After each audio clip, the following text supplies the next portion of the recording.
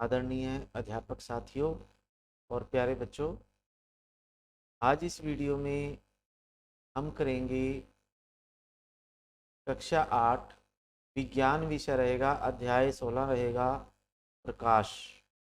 इस अध्याय में हम अभ्यास के प्रश्न उत्तर करेंगे। और अध्यापक साथी अगर देख रहे हैं तो इस वीडियो के द्वारा मैं एक पाठ योजना को भी प्रस्तुत कर रहा हूँ। लेसन प्लान भी आपको प्रेजेंट करूँगा, जिसको आप अपनी कक्षा में भी इम्प्लीमेंट कर सकते हैं। यानी लेसन प्लान के क्या क्या स्टेप रहेंगे, तो इस अध्याय के द्वारा मैं लेसन प्लान को या पाठ योजना को भी समझाऊंगा। पाठ योजना के अनुसार इस अध्याय को हम समझेंगे। और बच्चों, इस अध्याय में आप सभी प्रकाश पाठ समझेंगे। तो इस आइए देख लेते हैं। तो आगे चलने से पहले मैं आपको रिक्वेस्ट करता हूँ कि आप इस चैनल को सब्सक्राइब कर लीजिए, क्योंकि ये आपके बहुत काम के होने वाला है। इससे आपको बहुत सारी हेल्प मिलने वाली है बच्चों।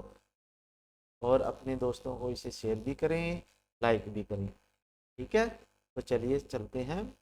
तो जैसे मैंने आपको बताया कि एक पाठ योजना है, लेसन प्लान के अनुसार मैंने बनाया इसमें। यदि इसमें कोई कमी रहती है तो प्लीज़ कमेंट करके ज़रूर बताएं। अध्यापक साथियों से मेरा अनुरोध है। और बच्चों, आप सभी ध्यान से ज़रूर समझें। तो जैसे लेसन प्लान है, ये हमारा एक लेसन प्लान, ठीक है। लेसन प्लान यानी पाठ योजना है। हमें पाठ को कक्षा में कैसे प्रस्तुत करना है ताकि बच्चे इसको अच्छे से समझ सकें। ठीक है बच्चों और अध्यापक साथियों, तो सबसे पहले जैसे हम क्लास लिख लेते हैं, सब्जेक्ट लिख लेते हैं कि किस क्लास के लिए हमने ये लेसन प्लान बनाया है। 8th क्लास के लिए। और सब्जेक्ट साइंस है हमारा। ठीक है, हिंदी में भी लिखा हुआ है कक्षा 8 विषय विज्ञान। फिर उसके बाद हमारा जो उद्देश्य क्या होगा इस पाठ का, इस पाठ का सामान्य उद्देश्य क्या है बच्चों। तो इस पाठ के द्वारा हम क्या समझाएंगे बच्चों को कि बच्चे क्या समझ सकते हैं इस पाठ से। तो इस पाठ योजना का मुख्य लक्ष्य यही है कि हम अध्याय 16 प्रकाश के अभ्यास के प्रश्न उत्तर बच्चों को समझाएंगे। और उनको इस तरह से समझाएंगे कि वो इनके प्रश्नों के उत्तर अपनी भाषा में हमें बता सकें। यानी बच्चों को हमें, जब हम ये पूरा पाठ समझा देंगे तो बच्चे इस काबिल, कम से कम इस काबिल बन जाएं कि वो इन प्रश्नों के उत्तर बता सकें। ठीक है बच्चों, तो आपने ये लेसन ध्यान से समझना है ताकि आप लास्ट में मैं आपसे क्वेश्चन भी पूछूंगा तो उनके आंसर आपको आने चाहिए। ठीक है। फिर उसके बाद हमारा विशिष्ट उद्देश्य है।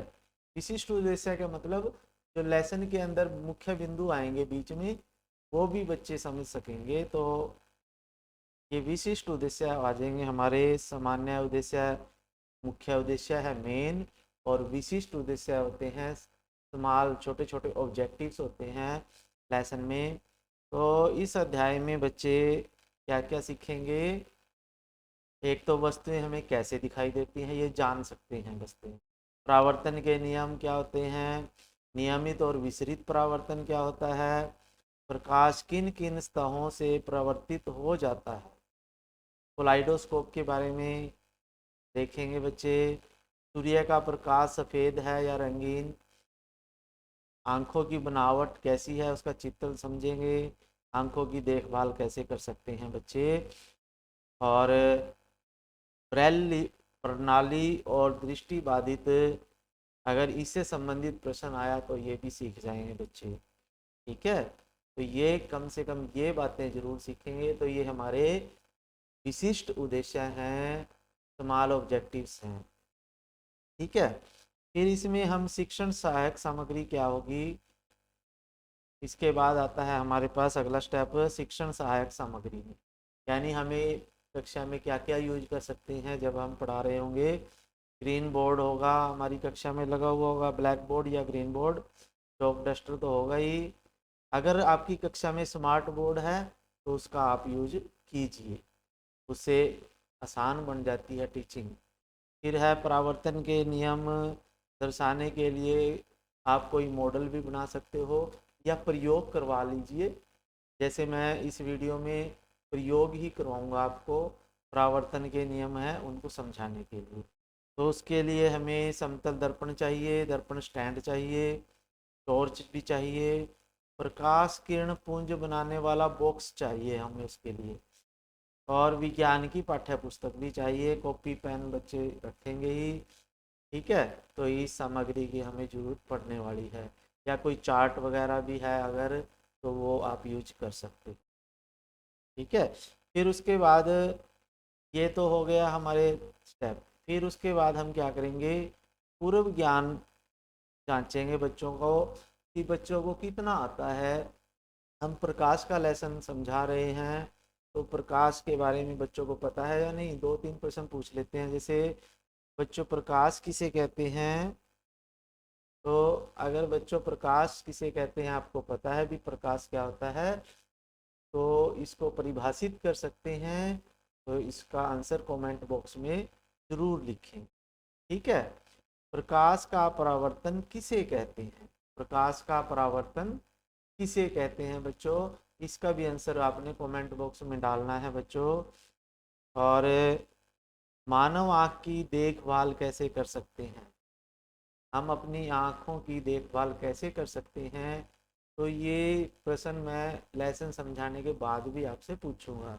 तो अभी आपके पास यदि आंसर नहीं है तो आप पाठ पूरा समझें, और बाद में फिर आपसे ये प्रश्न पूछूंगा मैं बच्चों, ठीक है।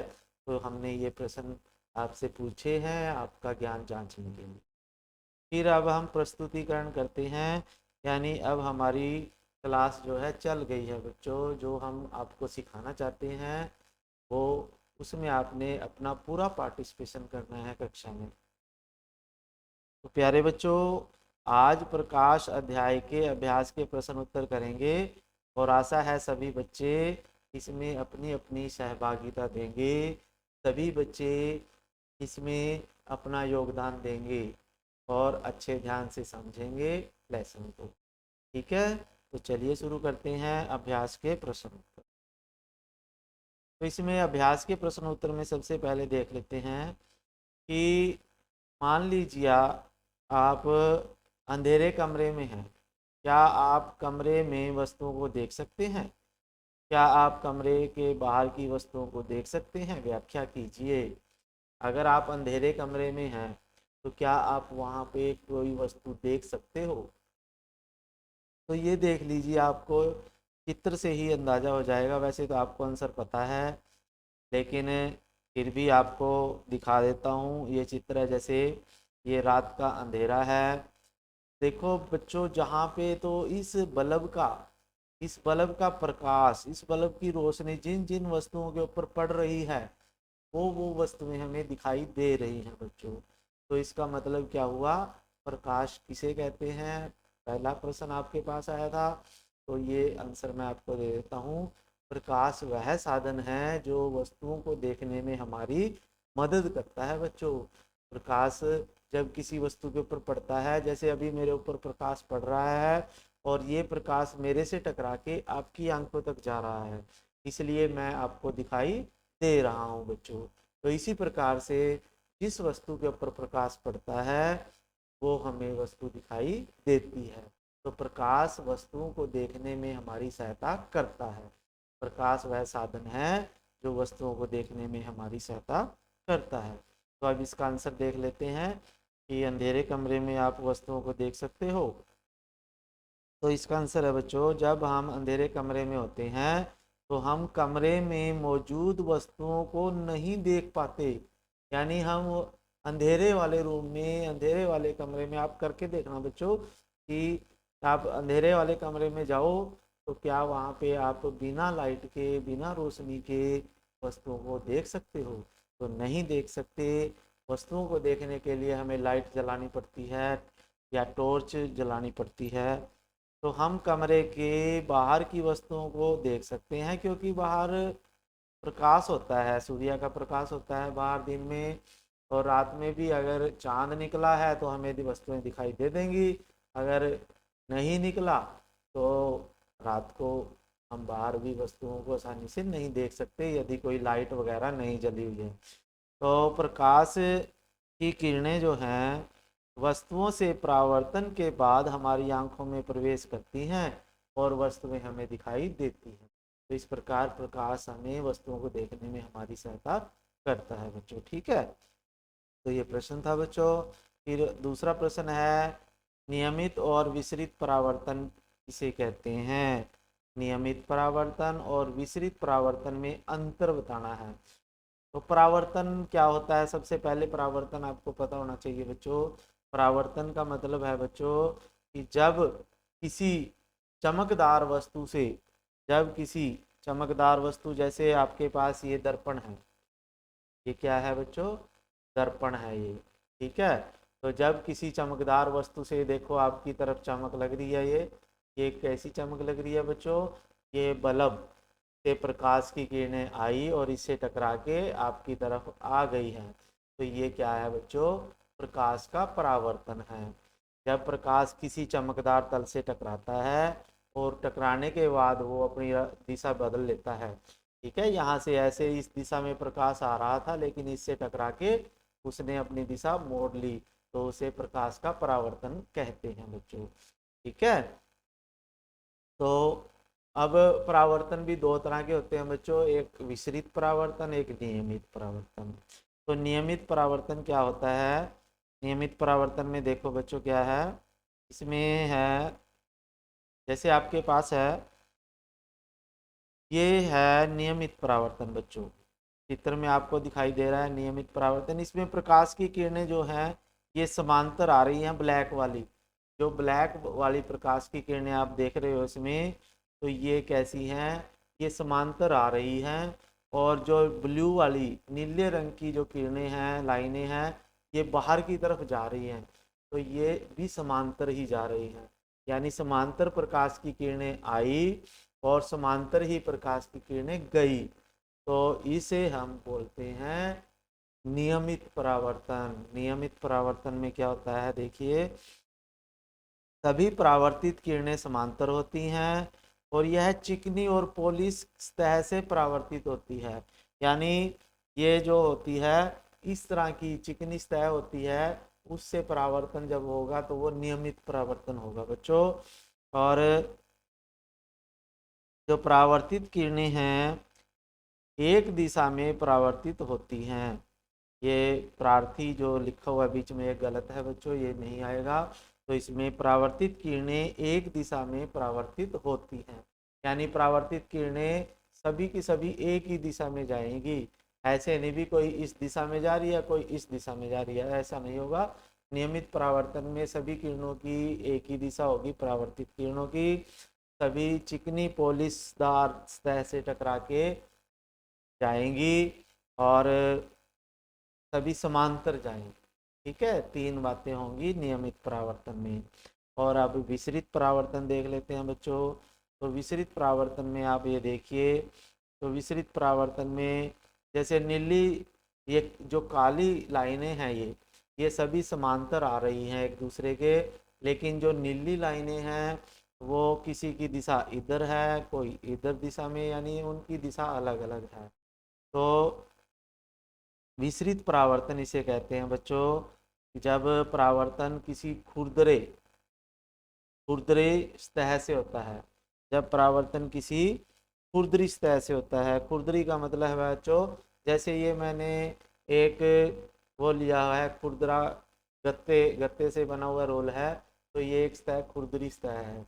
जब इससे परावर्तन होगा तो ये प्रकाश की किरणें कोई इधर जा रही होगी कोई इधर जा रही होगी, तो ये विसरित परावर्तन होगा।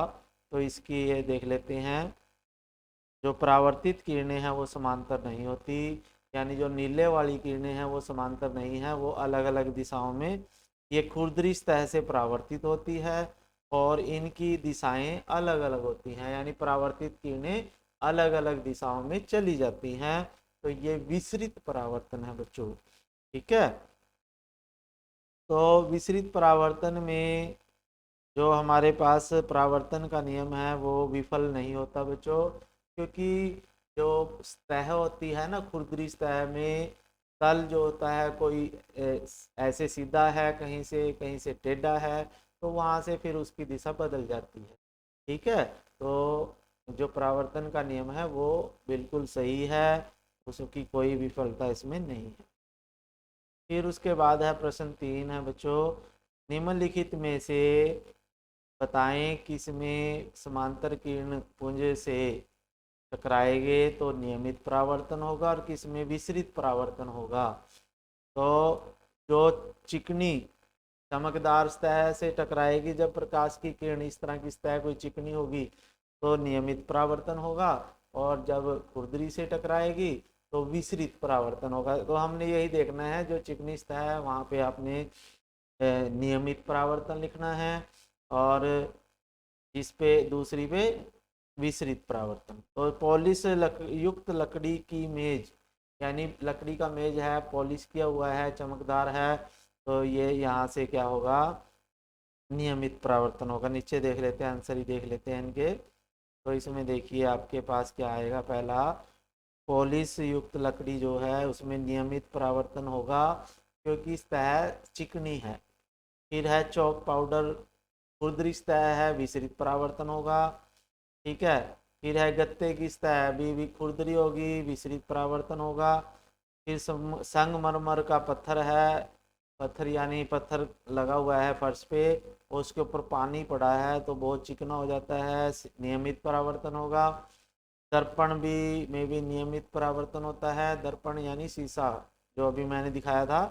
कागज का टुकड़ा, खुरदरी सतह होती है, उसमें भी विसरित परावर्तन होता है बच्चों। ठीक है, तो ये आंसर है इनके, यानी जो खुरदरी होगी वहां पे विसरित परावर्तन होगा। तो अब ये परावर्तन के नियम क्या होते हैं, परावर्तन के नियम, परावर्तन के नियम होते हैं बच्चों, देखो ये दर्पण है यहाँ पे, ये क्या है, यहाँ पे दर्पण लगा हुआ है, ये वाला दर्पण। ठीक है, इस तरह का दर्पण लगा हुआ है ये, और यहाँ से प्रकाश की किरण आती है, ये प्रकाश की किरण आती है यहाँ से, इसे आपतन आपतित किरण बोलते हैं। क्या बोलते हैं, आपतित किरण, इसे परावर्तित किरण। और इस बीच वाली लाइन को अभिलंब कहते हैं। अभिलंब वो होती है जो इस समतल दर्पण के साथ जो लाइन 90 डिग्री का कोण बनाती है, समतल दर्पण के साथ, जैसे ये दर्पण है और इसके साथ यहाँ पे मैं 90 डिग्री पे ये लाइन खींच देता हूँ, तो ये अभिलंब है। ठीक है, अगर मैं ऐसे दर्पण रखूंगा तो ये अभिलंब होगा। ठीक है, अगर ऐसे होगा दर्पण तो यहाँ अभिलंब होगा, यानी इस लाइन के साथ 90 डिग्री के कोण पे जो लाइन होगी वो अभिलंब होगी। और जहां से प्रकाश की किरण आ रही है वो आपतित किरण, और ये आपतन कोण होता है आई, कोण आई आपतन कोण होता है अभिलंब और आपतित किरण के बीच। और ये परावर्तन कोण होता है, और ये परावर्तित किरण होती है। ठीक है, तो ये बातें आप समझ लीजिए, क्योंकि आगे मैं आपको एक वीडियो दिखाऊंगा जिसमें प्रयोग किया गया है बच्चों, और ये प्रयोग आपको इसी चैनल की से आपको मिल जाएगा, मेरे ही चैनल पे मैंने एक ये प्रयोग भी किया हुआ है। तो इसके नियम देख लेते हैं हम यहाँ पे, अगले अगले क्वेश्चन में आपको ये प्रयोग करवाऊंगा। तो परावर्तन के नियम क्या हैं बच्चों, आपतित किरण, अभिलंब और परावर्तित किरण सभी एक ही तल में होते हैं। यानी इसका मतलब ये क्या कहता है कि जो आपतित किरण ये वाली, परावर्तित किरण और ये अभिलंब, तीनों एक ही तल पे होते हैं, एक ही सतह के ऊपर होते हैं, एक ही पेज के ऊपर होते हैं। अगर एक सीट के ऊपर ये प्रयोग करें तो वो सीट के ऊपर ही रहेंगे, अगर सीट को हमने टेढ़ा कर दिया तो वो नहीं आएगा उस पर, क्योंकि उसकी दिशा ऊपर नीचे हो जाती है। लेकिन एक ही दिशा में होना चाहिए, यानी एक ही तल होना चाहिए, तो उसमें होंगे ये। और आपतन कोण और परावर्तन कोण बराबर होते हैं, यानी जो ये कोण आई और कोण आर जो होता है हमेशा बराबर आते हैं जब हम प्रयोग करते हैं बच्चों। तो ये इसके दो नियम हैं परावर्तन के नियम। तो अब इसको हम प्रयोग करेंगे इसी को दर्शाने के लिए कि जो हमारे परावर्तन के नियम है ना, तो इसको कैसे करते हैं तो ये समझ लेते हैं इस वीडियो के द्वारा। तो ये मैंने इसमें लिंक दिया है, और सीधा ये व्हाट्सएप पे, ये यूट्यूब पे चला जाएगा। तो ये भी हमने प्रयोग किया हुआ है, देखिए। तो आपको दिखा देता हूँ मैं ये, ठीक है। तो इसके लिए देखिए क्या है ये, शुरू से कर देते हैं। हमने क्या क्या सामान लिया है, देखो इसमें सबसे पहले तो ये एक टॉर्च यानी फ़ोन लिया है, ठीक है। फ़ोन की मैंने टॉर्च जलाई है इसमें, ठीक है। यही देखो फ़ोन दिख रहा है आपको, यही वाला फ़ोन है पीछे भी, और इसकी टॉर्च जला दी है मैंने ऐसे, ठीक है। फिर उसके बाद इसके आगे हमने ये देखो, ये ब्लैक कागज जो रखा हुआ है, इसे समांतर किरण पुंज बॉक्स बोलते हैं। समांतर किरण पुंज बॉक्स अगर आपके पास, वैसे तो साइंस की किट में आता है ये, अगर आपके पास नहीं है तो आप कागज से, ब्लैक चार्ट से ऐसे बना सकते हो, ठीक है। देखिए मैंने इसको ऐसे काट के बीच में से, तो ये बनाया हुआ है ऐसे। इसमें से प्रकाश की किरणें चली जाती हैं, और समांतर प्रकाश की किरण ले जानी है तो आप इसमें से ऐसे चली जाती हैं, ठीक है। तो इस तरह से ये प्रकाश की किरणें जाती हैं इसमें से। अगर 3 प्रकाश की किरणें आपने ले जानी है तो ये तीनों आप रखें। अगर एक ले जानी है तो 2 को बंद कर दीजिए किसी कागज के साथ, तो एक चली जाएगी, ठीक है। तो ये सामान हमने इसमें लगाया हुआ है, तो आप देख लेते हैं इसको। तो ये देखिए, ये प्रकाश की किरण जो है यहाँ से आई, इसे आपतित किरण बोलते हैं, ठीक है। और ये मैंने दर्पण लगाया हुआ है यहाँ पे, और ये कौन सी है, आपतित किरण है। ये यहाँ से ऐसे आई, दर्पण से टकराई, और ये बीच में अभिलंब है, ब्लैक लाइन जो है, यानी ये दर्पण के साथ 90 डिग्री का कोण लगाया। नीचे मैंने डी रख ली थी इसीलिए पहले, ताकि वो कोण बताए। तो अब ये लाइट बंद कर दी थी जैसे, तो ये प्रकाश की किरण यहाँ आई, दर्पण से टकराई, और ये परावर्तित किरण यहाँ पे आ रही है ऐसे, ठीक है। तो ये आपतित किरण है, परावर्तित किरण है, और ये अभिलंब है। तो ये तीनों एक ही तल में हैं, एक ही शीट पे बने हुए हैं, ठीक है। एक ही सतह पे बनते हैं, और वो सतह एक ही होनी चाहिए तल, यानी उबड़ खाबड़ नहीं होनी चाहिए, फिर वो नहीं आएंगे। तो ये पहला नियम है, यानी आपतित किरण, परावर्तित किरण और अभिलंब तीनों एक ही तल में होते हैं। अब ये कोण बना हुआ है ना जो, ये यहाँ से यहाँ तक, तो ये तो है आपतन कोण, और यहाँ से यहाँ तक परावर्तन कोण। तो ये दोनों कोण जो होते हैं बराबर होते हैं। तो हम देख लेते हैं कि ये बराबर होंगे या नहीं होंगे, ठीक है। तो ये देखिए यहाँ से प्रकाश की किरण आई है, इधर मैंने मोबाइल रखा हुआ है, और ये यहाँ से आई, ठीक है।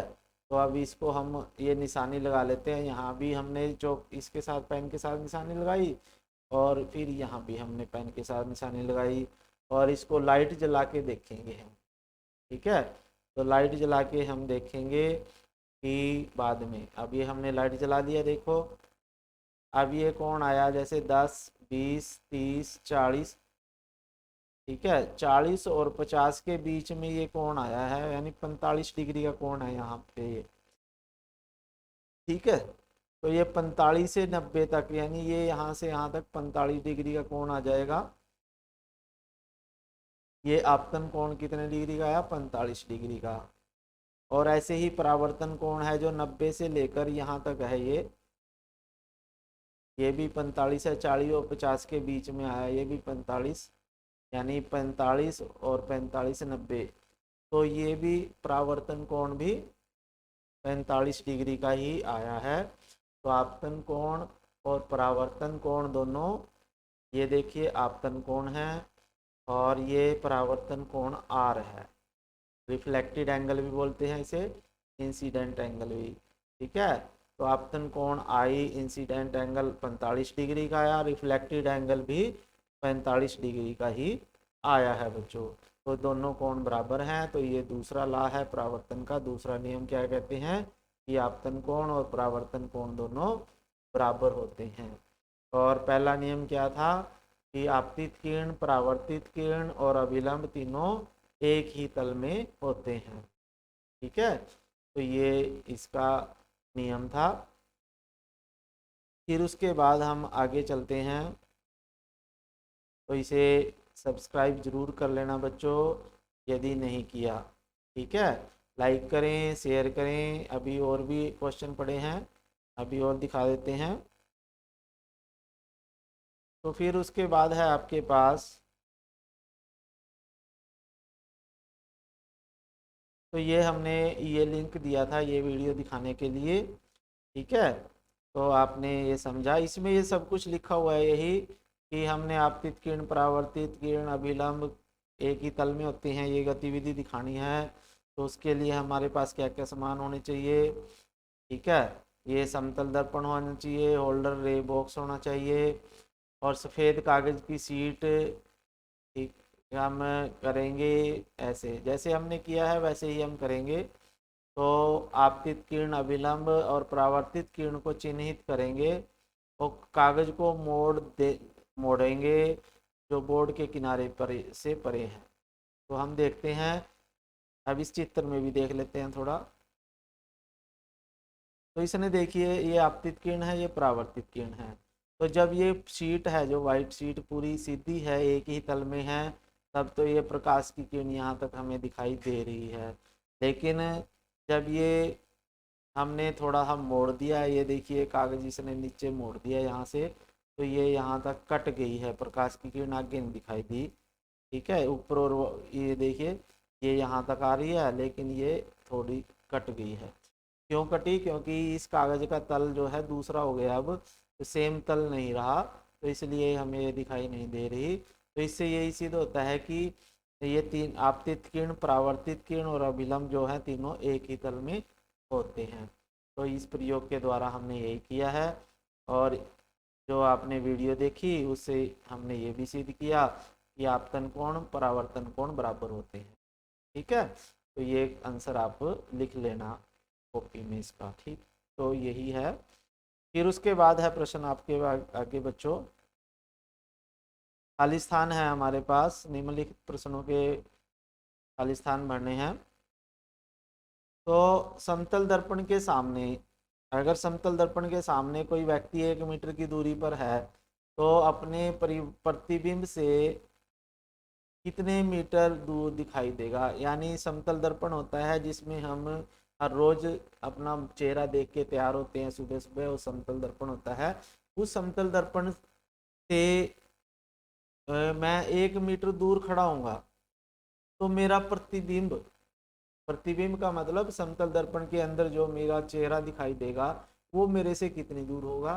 तो 1 मीटर तो दर्पण है मेरे से, और 1 मीटर ही वो दर्पण के अंदर प्रतिबिंब बनेगा, तो 2 मीटर हो जाएगा, तो डबल हो जाएगा। यानी जितनी दूरी पे वस्तु होती है समतल दर्पण से, उससे उससे दुगनी दूरी पे उसका प्रतिबिंब होता है वस्तु से। तो 1 मीटर का 2 मीटर आ जाएगा आंसर बच्चों। ठीक है, फिर है, यदि किसी समतल दर्पण के सामने खड़े होकर आप अपने दाएं हाथ से अपने बाएं हाथ को छुएं, तो दर्पण में ऐसा लगेगा कि आपका दायां कान बाएं हाथ से छुआ हुआ है। ठीक है, तो अगर आप समतल दर्पण के सामने अपने दाएं हाथ से अपना बायां कान छुओगे, तो आपको ऐसा लगेगा दर्पण में जब आप देखोगे कि आपने अपने दाएं हाथ से जो अपने आपने अपना दायां कान बाएं हाथ से पकड़ा है।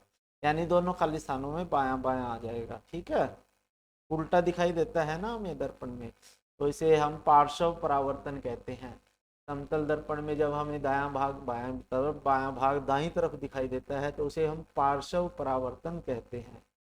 फिर है, मंद प्रकाश में देखने से प्रकाश पुतली का आकार कैसा हो जाता है। पुतली होती है बच्चों हमारी आंख में, जो बीच में ब्लैक ब्लैक हमें दिखाई देता है ना, जो सर्कल है, तो उसे हम पुतली कहते हैं। तो जब मंद प्रकाश होता है, मंद का मतलब अंधेरे वाली कमरे में जाते हैं, तो हमारी पुतली जो है ऐसे फैल जाती है, बड़ी हो जाती है, उसका आकार बड़ा हो जाता है। क्यों? क्योंकि वो वस्तुओं को देखने के लिए ऐसा होता है कि हमारी आंख में ज़्यादा से ज़्यादा प्रकाश अंदर जाए, ताकि हम वस्तु को देख सकें। इसलिए अंधेरे में तो वो फैल जाती है, बड़ा हो आकार हो जाता है। लेकिन जब हम तेज लाइट की तरफ देखते हैं, तेज रोशनी की तरफ देखते हैं, जैसे सूर्य की तरफ देखें अगर हम, तो हमारी आंखें ऐसे हो जाती हैं बंद, यानी हमारी पुतली सिकुड़ जाती है ऐसे। क्यों सिकुड़ती है? ताकि हमारी आंख के अंदर कम से कम प्रकाश जाए, ताकि हम वस्तुओं को देख सकें। यानी हमें वस्तुओं को देखने के लिए जितने प्रकाश की आवश्यकता होती है ना, तो पुतली जो होती है उतना ही प्रकाश हमारी आंखों के अंदर जाने देती है। ठीक है। अगर तेज रोशनी होगी तो पुतली सिकुड़ जाएगी, और यदि अंधेरा होगा तो ये फैल जाएगी। ठीक है, तो ये बड़ा हो जाता है। फिर उसके बाद है, रात्रि पक्षियों के नेत्रों में शलाकाओं की संख्या की अपेक्षा शंकुओं की संख्या कैसी होती है? कम होती है बच्चों। यानी हमारा जो रात को देख सकते हैं, जैसे उल्लू होता है, उल्लू की आंखों में जो शलाकाओं की संख्या है वो शंकुओं की संख्या से कम होती है, यानी उसमें शंकुओं की संख्या ज्यादा होती है, जो अंधेरे के प्रति ज्यादा सक्रिय होते हैं और अंधेरे में वो देख लेते हैं वस्तु। ठीक है, तो ये नीचे आंसर दिए गए हैं इसके। फिर उसके बाद है, आपतन कोण परावर्तन कोण के बराबर होता है। तो ये हमेशा होता है बच्चों, आपतन कोण और परावर्तन कोण हमेशा बराबर होते हैं, तो ये इसका आंसर आ जाएगा। ठीक है। फिर उसके बाद है क्वेश्चन नंबर 8, समतल दर्पण द्वारा प्रतिबिंब जो बनते हैं वो कैसे बनते हैं? समतल दर्पण वही है जो आप घरों में यूज करते हो, जिसमें आप चेहरा देखते हो। तो समतल दर्पण में आपका प्रतिबिंब कैसा बनता है? सीधा बनता है। ठीक है, जब सीधा बनता है तो आभासी भी बनता है। तो इसमें आ जाएगा कि आभासी होगा, बी पार्ट में है जो आभासी है, दर्पण के पीछे होगा, वस्तु के आकार का होगा, यानी जितनी बड़ी वस्तु होगी उतनी बड़ा प्रतिबिंब बनेगा। तो बी इसका आंसर आ जाएगा बच्चों। फिर है, कोलाइडोस्कोप क्या होती है? तो कोलाइडोस्कोप होती है बच्चों, इसमें ना हमें, जैसे ये बनाई हुई है बच्चों ने कोलाइडोस्कोप, ये चार्ट लिया है, चार्ट को गोल करके इसके अंदर 3 दर्पण लगा दिए हैं। दर्पण कैसे लगाए हैं देखिए, जैसे हमारे पास कोई पाइप हो, चार्ट गोल गोल चार्ट ऐसा बनाना है आपने, और उसमें इस तरह के दर्पण की 3 पट्टियां लेनी है आपने। ठीक है, तो ये दर्पण की पट्टियां, जैसे एक आपने ऐसे लगा दी, ये चमकदार तल जो है अंदर की तरफ होना चाहिए। ठीक है, तो ऐसे ही 2 पट्टियां और लगा दोगे यहाँ पे ऐसे, एक ऐसे लगाओगे, एक ऐसे। ठीक, तो फिर उसके बाद यहाँ पे आप एक गोल कागज लेके यहाँ पे चिपका दोगे ऐसे, और इसके बीच में जो है, जो दर्पण हमने लगाए हैं उनके 3 दर्पण लगाए हैं, तीनों के बीच में हमने टूटी हुई जो चूड़ियाँ होती हैं चमकदार लाल पीली कुछ इस तरह से की, वो हमने डाल देनी है बीच में, और फिर इसके अंदर टॉर्च से प्रकाश भेजना है और उसको देखना है हमने। तो ये कोलाइडोस्कोप बन जाती है बच्चों। और ये कोलाइडोस्कोप जो होती है हमें इस तरह के पैटर्न देती है। जैसे अब ये इसने क्या किया है, ये नीचे ना कलरफुल ये कागज लगा दिया, देखो इसको जब ये घुमाता है, घुमा के ये इन दर्पणों के बीच में से देखता है, तो इनका चित्र जो है इसको ऐसा दिखेगा, कभी कभी ऐसा दिखेगा, तो इस तरह से अलग अलग पैटर्न दिखते हैं, तो इसे हम कोलाइडोस्कोप कहते हैं। तो ये आप बना सकते हो, घर पे बना के देखना बच्चों। तो ये कोलाइडोस्कोप ऐसे बनेगा। यह एक ऐसा उपकरण है जो कई प्रतिबिंबों के सिद्धांत पर कार्य करता है, जिसमें प्रिज्म बनाने वाले एक दूसरे से 90 के कोण पर झुके हुए समतल दर्पणों की 3 लंबी और संकरी पट्टियां होती हैं। ठीक है, तो हमारे पास 3 पट्टियां होती हैं इस तरह से, जैसे ये है ना, तो ये दर्पण की 3 हमें पट्टियां हमारे पास होंगी, एक ये है जैसे, एक ये है और एक ये है, और तीनों को हम ऐसे 60 डिग्री के कोण पे मोड़ के और उसमें डाल देंगे, जैसे इसने, जैसे ये दिखाई गई है ना इसमें, ये 3 पट्टियां हैं, तीनों दर्पण हैं, तीनों को हमने जोड़ दिया है ऐसे और ऐसे। ठीक है, तो 60 डिग्री के कोण पे ये बन गए हैं, और इसे एक ट्यूब में लगाया जाता है। इस ट्यूब का एक सिरा कार्डबोर्ड से बंद कर दिया जाता है, जिसके केंद्र में एक छेद कर लिया जाता है, और दर्पणों को छूते हुए दूसरे सिरे पर समतल कांच की एक प्लेट लगा सकते हो आप। और इस पे रंगीन चूड़ियों के टूटे हुए टुकड़े रख दें और ट्यूब का दूसरा सिरा जो है ग्राउंड ग्लास प्लेट से बंद कर दें। ठीक है, तो इसमें देखिए यही है, जब ये तीन का दर्पण हमने ऐसे लगाए, उनको हमने एक ट्यूब के अंदर डाल दिया इस ट्यूब में। ठीक, और ऊपर हमने एक ढक्कन लगा दिया जिसके ऊपर बीच में छेद किया हुआ है, और नीचे की तरफ हमने ये कांच की प्लेट रख दी और इसके ऊपर हमने टूटी हुई चूड़ियाँ रख देनी हैं और इस छेद में से देखेंगे फिर हम। ठीक है, तो ये वाली जो कांच की चूड़ियाँ हैं ना, वो तो नीचे की तरफ रखी जाएंगी और इस छेद में से देखेंगे। जब प्रकाश अंदर जाएगा, चूड़ियों से टकराएगा, तो वो इधर उधर परावर्तित होगा, विसरित परावर्तन होगा उसमें, और वो दर्पणों में उसके प्रतिबिंब बनेंगे, तो हमें अलग अलग तरह के डिजाइन दिखाई देते हैं उसमें। ठीक है, तो ये बहुमूर्तिदर्शी या कोलाइडोस्कोप होता है बच्चों। फिर उसके बाद हमारे पास प्रश्न आता है, मानव आँख का नामांकित चित्र बनाना है, यानी मानव आँख का चित्र आपको बनाना आना चाहिए। वेरी इंपॉर्टेंट प्रश्न है, ये पेपरों में आता रहता है बच्चों। तो इसमें देखिए बच्चों, ये चित्र आपने बनाना है, हमारी आँख है, इसमें पलकें होती हैं, और ये देखिए बच्चों जो हमारे यहाँ पे है ना आगे, ये क्या है, ये कॉर्निया होता है बच्चों। कॉर्निया जो हमारा यहाँ पे सबसे ऊपर, जब हम अगर यहाँ से ऐसे देखें ना दूसरे बच्चे की आँख, जब आप दूसरे बच्चे की आँख यहाँ से देखोगे तो आपको एक पानी वाला और ऊपर बबल सा दिखाई देता है, जैसे पानी का बुलबुला होता है ना, उस तरह से हमें एक ऊपर से उभरा हुआ भाग दिखाई देता है, पारदर्शी होता है ये, इसे कॉर्निया कहते हैं बच्चों। और फिर ये बीच में ये काली काली से जो है घेरा है, ये वाला ब्लैक ब्लैक जो है, इसे हम पुतली कहते हैं, परितारिका कहते हैं बच्चों। पुतली या परितारिका जो अभी मैंने आपको बताई थी ना, ये पुतली जो होती है, जब तेज लाइट आती है तो ये सिकुड़ जाती है, यानी इसके बीच का छेद जो होता है वो थोड़ा बंद हो जाता है, कम रह जाता है, और जब अंधेरा होता है तो ये बीच का छेद बड़ा हो जाता है, यानी ये फैल जाती है, तो इसे हम पुतली या परितारिका बोलते हैं। और बीच में एक लेंस होता है लगा हुआ, बीचों बीच छोटा सा बिल्कुल हमें दिखाई देता है, जो लेंस होता है, जिसे उत्तल लेंस या उभयोत्तल लेंस कहते हैं। ये योजी उत्तकों से बना होता है बच्चों। और फिर ये पक्षाभ पेशियाँ, यानी पेशियाँ होती हैं, ये मांसपेशियाँ, और इसमें तीन परतें होती हैं बच्चों आँख के। आँख की कितनी परतें होती है? तीन परतें होती हैं हमारी आँख में। और जहाँ पे प्रतिबिंब बनता है, ये यहाँ पे रेटिना बोलते हैं इसे, रेटिना या दृष्टि पटल, या तो रेटिना आएगा, प्रश्न आता रहता है ये कि मानव आँख में प्रतिबिंब कहाँ बनता है, तो ये रेटिना पे बनता है, नोट कर लें, रेटिना पे, इस पे बनता है ये प्रतिबिंब। यानी जिस वस्तु को हम देखेंगे, अगर उसका प्रतिबिंब रेटिना पे बन गया तो वो वस्तु हमें साफ दिखाई देती है। यदि नहीं बना यहाँ तो हमारी आँख में कोई डिफेक्ट आ जाता है, जिसकी वजह से फिर हम चश्मा लगाना पड़ता है। वो प्रतिबिंब रेटिना पे बनाने के लिए हमें चश्मा लगाना पड़ता है बच्चों फिर। ठीक है, फिर वो डॉक्टर ही बताता है कितने नंबर का चश्मा लगेगा।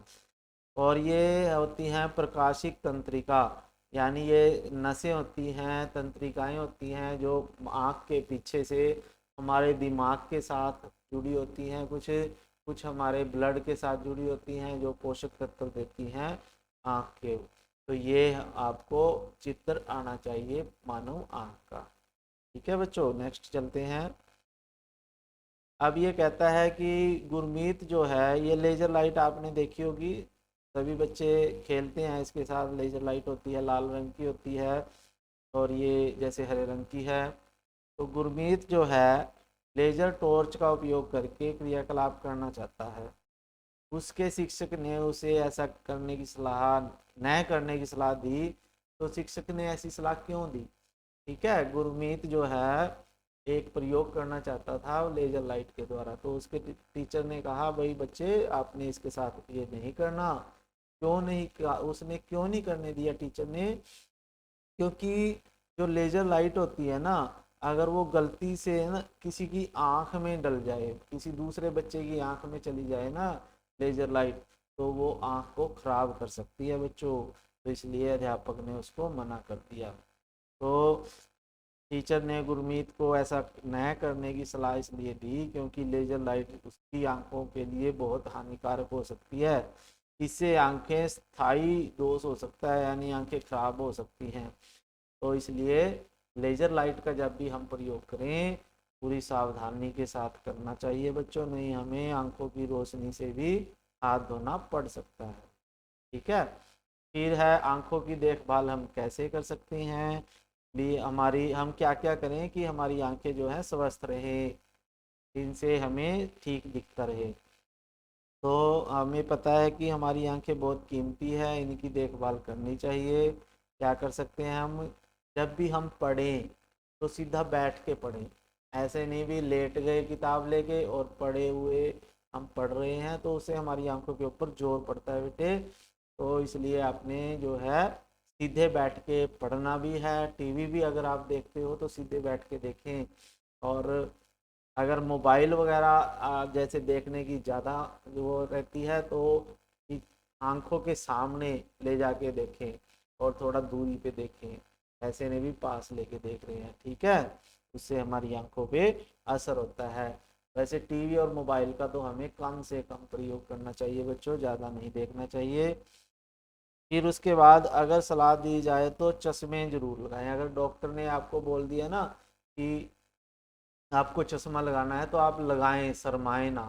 ठीक है, कई बच्चे शर्माते हैं चश्मा लगाते हुए, और वो कैसे पता रहेगा, कई बार हम जो होते हैं ना, अब अगर हमारी आंखों में यहाँ पे दर्द रहने लग जाए, यहाँ पे दर्द और सिर में भी दर्द हो जाता है जब पढ़ते हुए, तो हमें डॉक्टर से अपनी आंखें टेस्ट करवानी चाहिए। और टेस्ट करवा के अगर डॉक्टर ने कहा भी चश्मा लगेगा तो चश्मा जरूर लगाएं।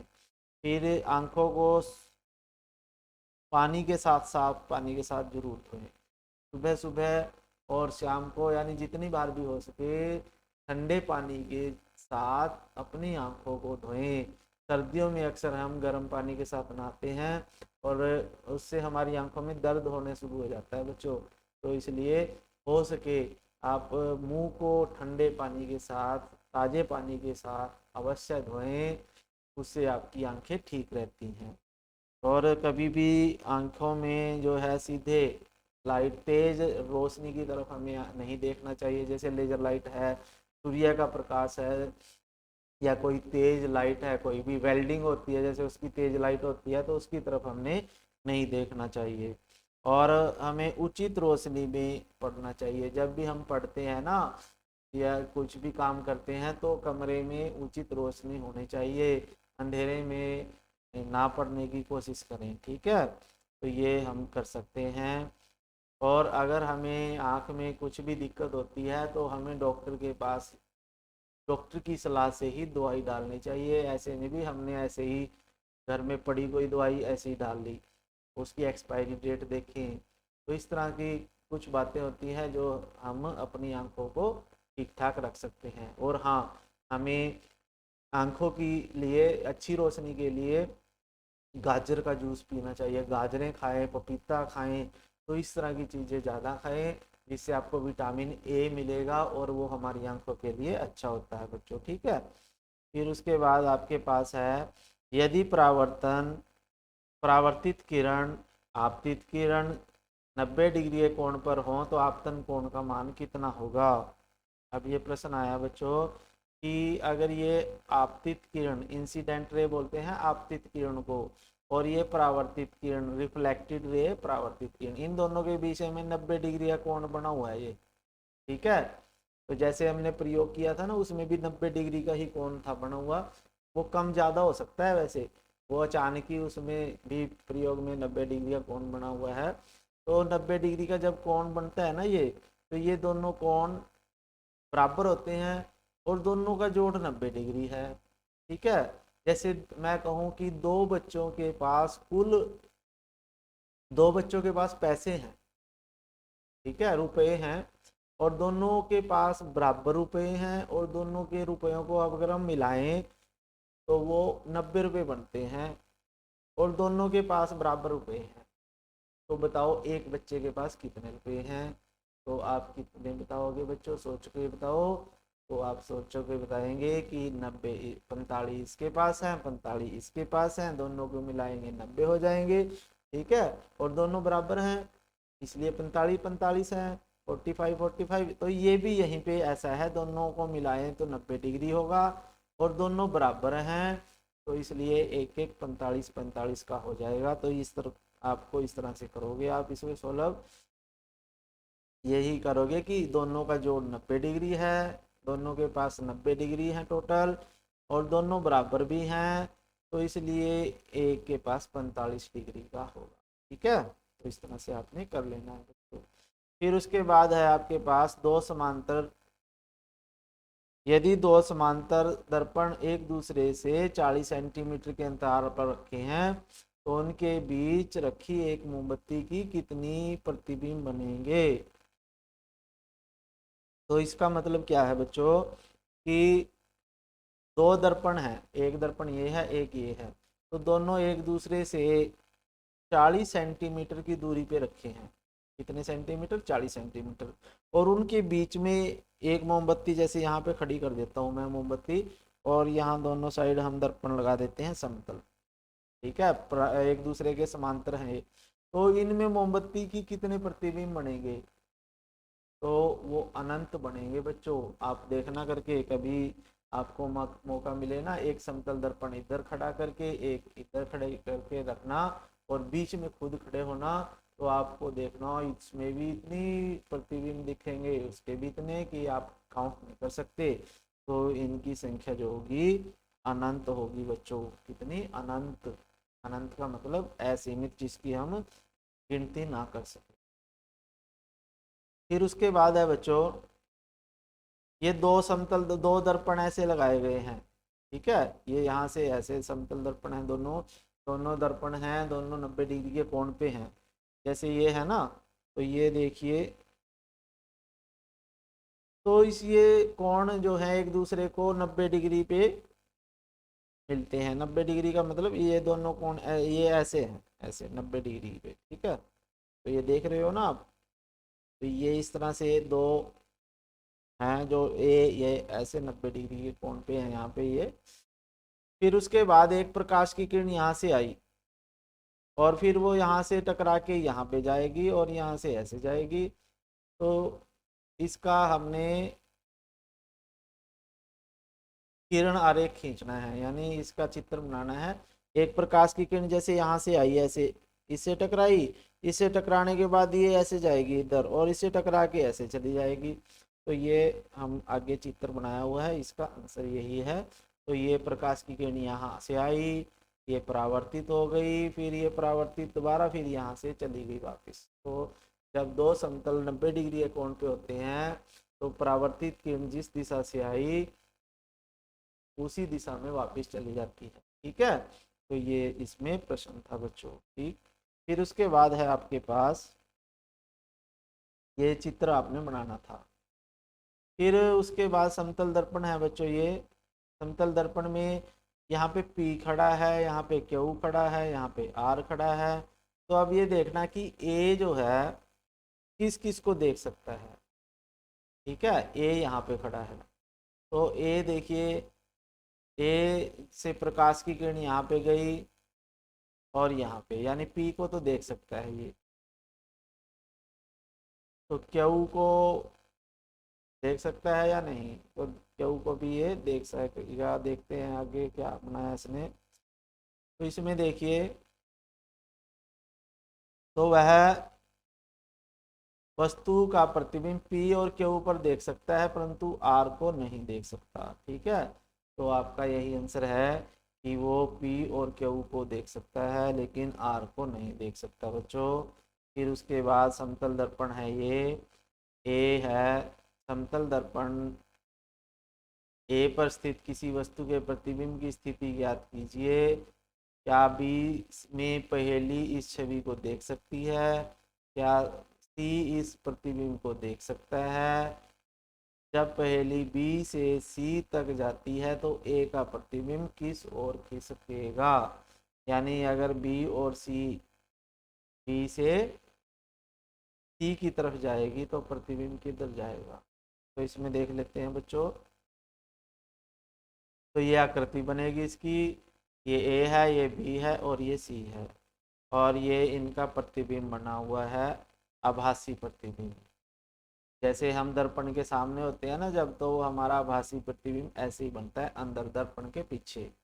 ठीक है, तो अब इसका आंसर भी देख लेते हैं।